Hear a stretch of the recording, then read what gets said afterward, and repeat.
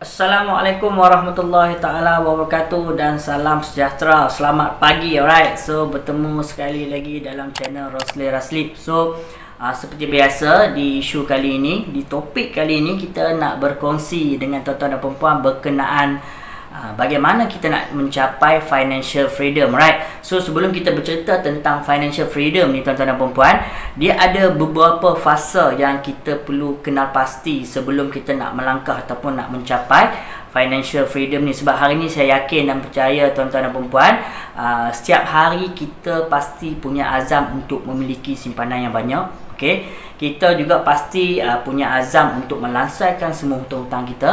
Dan kalau boleh, yang paling penting, kita tak nak pening kepala berkenaan tentang masalah kewangan, alright? Sebab tu saya yakin dan percaya ramai hari ni di antara kita, termasuk yang menonton channel saya ni, seringkali berusaha untuk menaik taraf ataupun nak upgrade kita punya level kewangan, okay? Ataupun dalam bahasa yang lebih mudah adalah kita cuba untuk capai kebebasan kewangan ataupun financial freedom tu lebih awal, okey. Tapi tahukah tuan-tuan dan puan-puan, sebelum kita nak capai financial freedom yang kita nak cerita tentang bebas kewangan ni, dia ada beberapa fasa yang kita kena ketahui terlebih dahulu. Kita ni, kewangan kita ni di level mana, alright? So bila kita tahu level-level sebelum kita nak mencapai financial freedom ni, dan barulah kita boleh buat tindakan susulan untuk upgrade kita punya level kewangan. So di siri video kali ini saya akan kongsikan dengan tuan-tuan dan puan-puan 4 fasa bagaimana ataupun 4 fasa yang kita perlu lalui untuk mencapai kebebasan kewangan.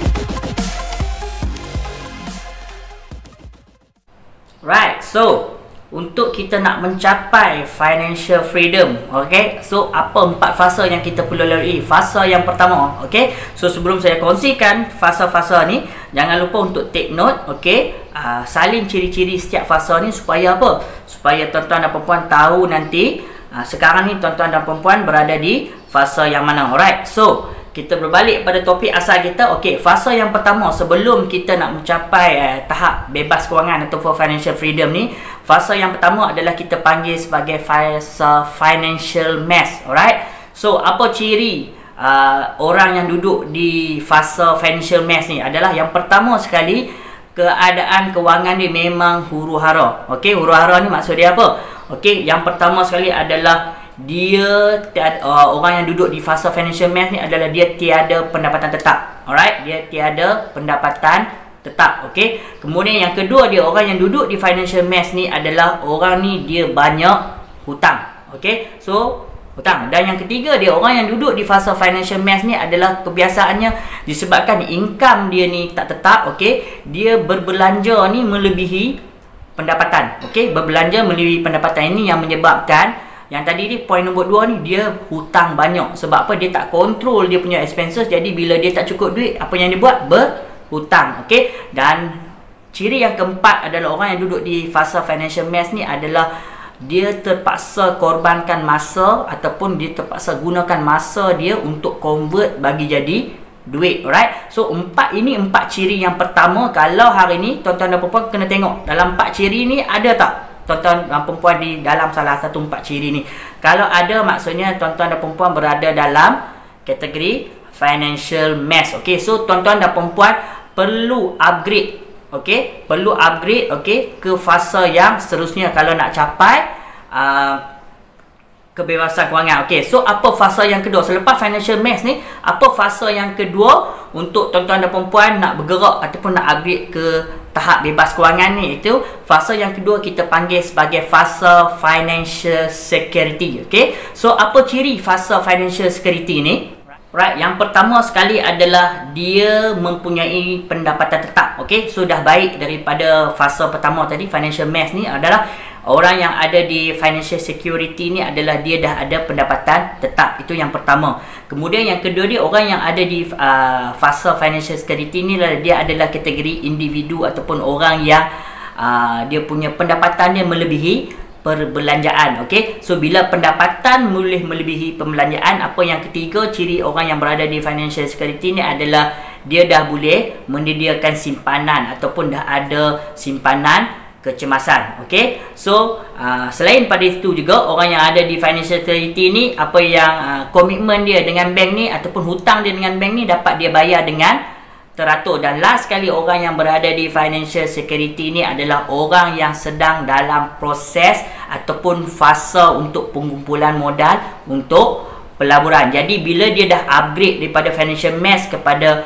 financial security ni, okay, so bila dia dah lengkapkan fasa kepada financial security ni, then kita move kepada fasa yang ketiga, iaitu fasa financial flexibility. Alright, so, apa ciri orang yang ada di fasa financial flexibility ni? Alright, so yang pertama sekali adalah orang yang berada di fasa ni, okay, dia mempunyai pendapatan melebihi pembelanjaan. Sama juga di fasa nombor 2 tadi, iaitu fasa financial security. Cuma beza dia, orang yang berada di fasa ketiga ni, iaitu fasa financial flexibility ni adalah dia punya pendapatan tu lebih lagi daripada di fasa kedua tadi. Itu yang pertama. Kemudian yang kedua dia, orang yang berada di fasa ketiga ni juga adalah orang tu dia mempunyai pelbagai sumber income. Okey, so bila dia ada pelbagai sumber income, dia move kepada ciri yang ketiga, iaitu sumber-sumber income tadi ni digunakan untuk lebih kepada untuk menyelesaikan hutang dan juga pelaburan. Okey, so bila dia dah berjaya lansaikan hutang dia, apa yang digunakan lebihan pendapatan tu turut dia gunakan untuk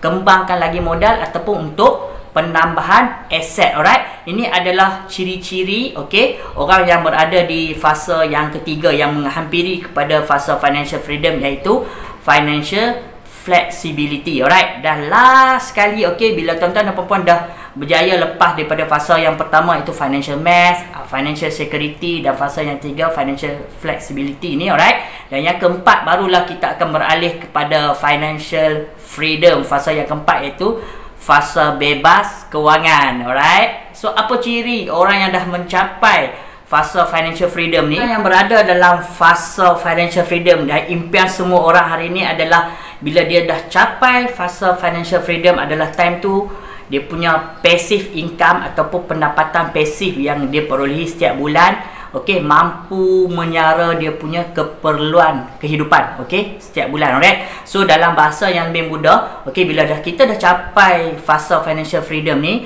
masa tu kalau kita bekerja bukan disebabkan kita terpaksa bekerja, tapi kebanyakan dia adalah kita bekerja disebabkan kita suka dengan kerja tu. Maksud dia nak kerja pun boleh, tak nak kerja pun boleh. Alright, dan kenapa orang yang stay dalam fasa financial freedom ni, alright, tuan-tuan dan puan, bila dia stay dalam fasa financial freedom, insya-Allah dia boleh kekal lama dekat situ. Sebab apa? Sebab orang yang dah ada mentality financial freedom ni, dia akan sentiasa gunakan sumber yang ada untuk kembangkan lagi ataupun untuk diversifykan lagi dia punya aset ataupun portfolio pelaburan untuk menjana lebih banyak passive income. So that's why hari ni tuan-tuan dan puan, sangat-sangat penting untuk bila kita nak capai fasa financial freedom ni, ilmu dan tindakan sangat-sangat memainkan peranan. Sebab tu bila kita nak melabur, kita nak capai financial freedom, jangan semata-mata ikut apa orang cakap. Okey, kita perlu ada ilmu, yang paling penting sekali kita perlu ada mentor ataupun orang yang mampu untuk membantu kita untuk mencapai tahap financial freedom. So sekian dulu video untuk kali ini. Saya berharap 4 fasa yang saya kongsikan dengan tuan-tuan dan puan-puan tadi dapat membantu tuan-tuan dan puan-puan untuk mengenal pasti di mana fasa kewangan sekarang tuan-tuan dan puan-puan, okey, dan gunakan ciri-ciri bagi setiap fasa yang saya kongsikan tadi ni untuk tuan-tuan dan puan-puan untuk upgrade ataupun untuk membantu tuan-tuan dan puan-puan untuk mencapai tahap bebas kewangan lebih awal. So insya-Allah bertemu lagi dalam video yang akan datang. Jom urus wang gaya pakar. Assalamualaikum warahmatullahi taala wabarakatuh.